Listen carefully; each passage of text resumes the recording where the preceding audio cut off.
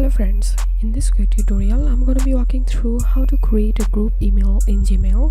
But before getting started this video, don't forget to subscribe. How to 1 minute. So first of all, open your Gmail and click on Google Apps and click on Contacts.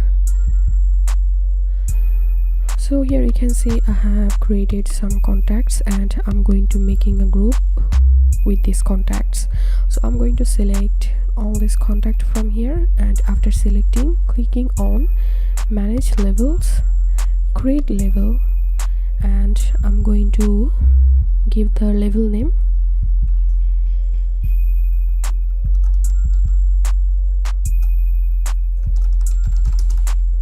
Save. And after that I'm going to my Gmail and clicking on compose, and now I'm clicking on to and clicking on my contacts, and from here I'm selecting this group which one I just created to my contacts. So top designer, and here you can see top designer inside of this group, total 5 recipients. So I'm going to select all and clicking on insert, and here we can see I have successfully inserted my group, and this was how we can create email group on Gmail.